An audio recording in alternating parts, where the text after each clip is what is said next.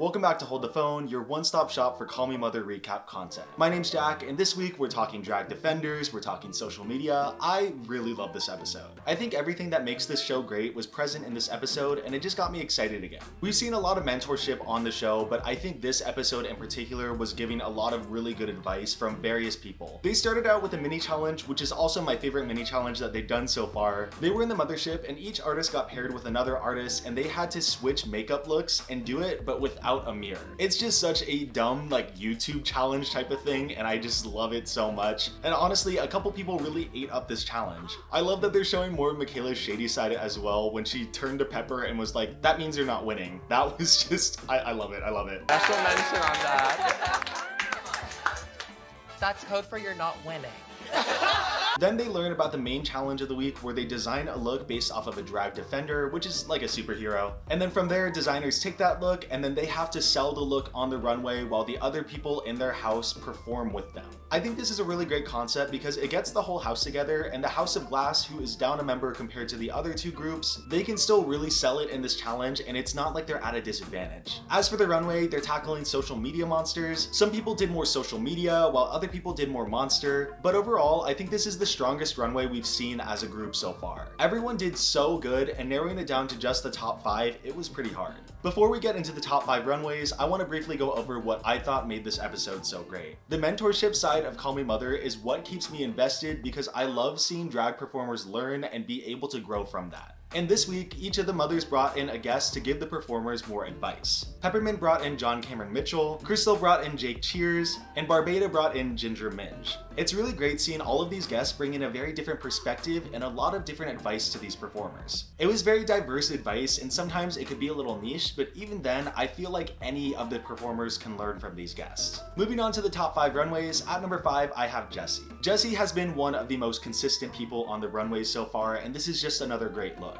I love the gown, I love the spots, I love the concept of a catfish and kind of doubling up on it. I think the reason that it doesn't get any higher is when she first turned the corner, I didn't fully get catfish, but after she explained it, I was like, okay, yeah, I'm sold now. At number 4, I have Jenna with the whole phone being glued to her hand. She said on Twitter that her aesthetic recently has been very retro space era, and this is the perfect example. I love this hair so much. She just has this very cutesy way of selling things, and I'm all for it. At number 3, I have Justin, and I really love this look. It is giving full-on comic book. The color story is really cool. I love the concept behind it with the cape and all the hate. Everything about it screams supervillain, and I think this is the strongest look he's had so far. Like I said last week, it felt like Justin and Jenna needed to warm up a little bit, but this week, this was just such a strong showcase for both of them on this runway, and it just really got me thinking that they're gonna go far in this competition.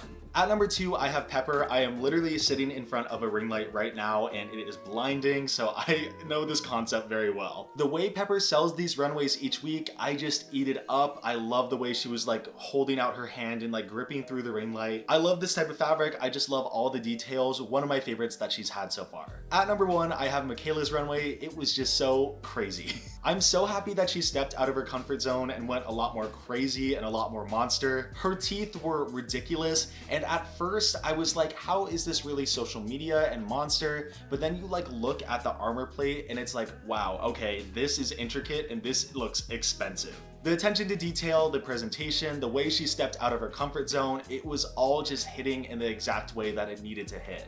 Michaela and Pepper are just constantly impressing me each week, and I just want to fly up to Canada right now and just watch them perform. Moving on to the main challenge, I think all of the groups did a good job, but I think there was one clear winner who actually won the challenge. With the House of Glass, I really like their design. I think they nailed the whole shield concept without it looking way too blocky. Their little performance to sell the outfit too was really funny. Again, just because there was 2 of them, it didn't mean that they were at a disadvantage. They played off of each other really well, and it feels like Phoenix and Jessie have this connection, and I really like watching that. I like the House of Doucettes. I agreed with the judges. I didn't really understand the point of the balloons. It wasn't bad by any means. You got the concept as soon as Amara walked out. I just don't think I was the biggest fan of the actual outfit, but I don't really know if that's their fault. For all my Drag Race watchers out there, do you remember on season 14 when Bosco designed that outfit for the top 5 catwalk video? And it was supposed to be more superhero, but it turned out a little more soccer mom. I wouldn't call the outfit they designed soccer mom, but I feel like it just didn't really reach the full vision that they wanted it to. So I'm pretty sure that's where they lost their points. I just think it was kind of a communication mishap, but again, it wasn't bad. But if there's one group that I thought did so amazing, it was the House of Harmony. Weeby's concept coming to full fruition and then having her sell it, it was just amazing. She had a whole Mother Nature concept going on, and I love the fact that she wasn't wearing heels on the runway, even though some of the judges were getting on her about that. It really showed the whole natural vibe, and she was able to move around a lot more freely like Mother Nature would. And I think the full performance with Jenna and Pepper really kind of encapsulated everything and brought a full picture in. It was just easily the best of the night. After the scoring, we find out once again the House of Harmony is on top, and I think deservedly so. The outfit and performance were my favorite of the week, and even on the runway, I feel like as a house, they were the most coherent, and I know that's not always taken into account, but I think here it really helped out. And thankfully, this week there is only one person being eliminated, so there is a safe house, and that house is the House of Glass. I do agree with this. I think they did a good job this week, and again, I think Jessie and Phoenix just have this connection, and that's really helping them out.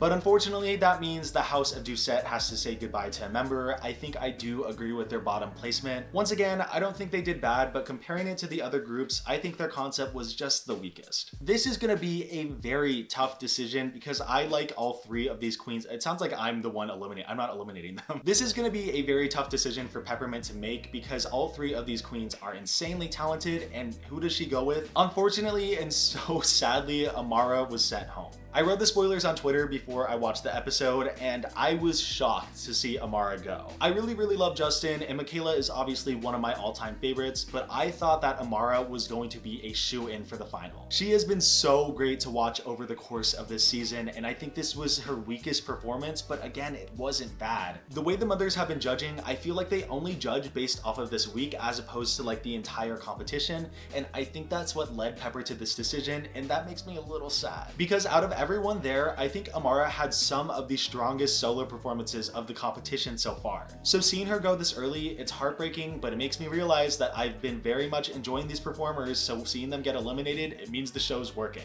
I know very soon a lot of these performers, and especially Amara, is going to be very massive, and I can't wait to see it. With this unfortunate elimination, that is the end of the episode. Next week is a comedy challenge, and I am ready for it. Comedy is something that is extremely hard to pull off, so I think we're in for a very interesting episode. Thank you guys so much for watching. I'll see you on Sunday with a new video, and I'll see you next Friday for another Hold the Phone.